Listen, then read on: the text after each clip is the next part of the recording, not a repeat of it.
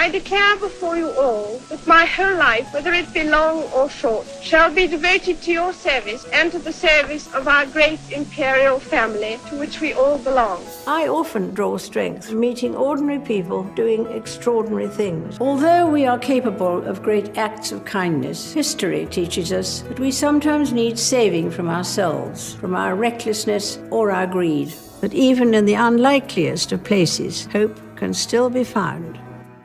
Britain की महारानी Elizabeth द्वितीय का निधन हो गया है। वह पिछले कुछ वक्त से बीमार थी। 96 साल की महारानी एलिजाबेथ द्वितीय फिलहाल स्कॉटलैंड के बालमोरल कास्टल में थी। वहीं पर उनका निधन हुआ। शाही परिवार से इनकी जानकारी दी गई। इसके बाद से ही ब्रिटेन शोक की लहर में डूबा हुआ है। महारानी एलिजाबेथ द्वितीय ब्रिटेन की सबसे लंबे वक्त तक शासन करने वाली शासक रही। उनका जन्म साल 1926 में हुआ था। 1952 में अपने पिता और ब्रिटेन के राजा किंग जॉर्ज पंचम की मौत के बाद से ही एलिजाबेथ द्वितीय दुनिया के सबसे मजबूत और चर्चित घराने की बागडोर संभाल रही थी। वह 1952 से ब्रिटेन और एक दर्जन से ज्यादा अन्य देशों की रानी रही। अपने 70 साल की सामान्य जीवन में उन्होंने जहां ब्रिटेन के 14 प्रधानमंत्रियों का कार्यकाल देखा, तो 15वें प्रधानमंत्री लीज ट्रस की भी उन्होंने ही नियुक्ति की थी।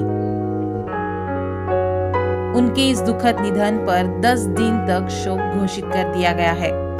यह शोक निधन पर कम से कम 54 देशों में झंडा झुकाया जा सकता है। एलिजाबेथ का अंतिम संस्कार कार्यक्रम पूरे 10 दिन तक चलेगा। महारानी के पार्थिव शरीर को ताबूत में संसद तक 3 दिन तक रखा जाएगा। उनको दफन करने के पहले नए उत्तराधिकार उनके बेटे प्रिंस चार्ल्स उनके अंतिम संस्कार से पहले पूरे देश की यात्रा करेंगे। इनमें यूके के अंदर आने वाले सभी देश भी शामिल होंगे।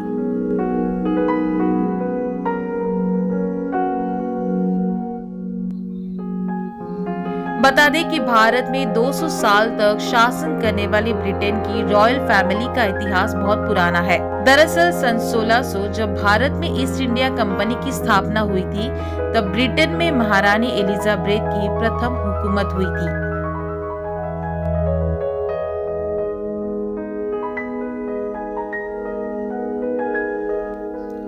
महारानी एलिजाबेथ द्वितीय के बाद अब उनके बेटे चार्ल्स ब्रिटेन के नए राजा बनाए गए हैं।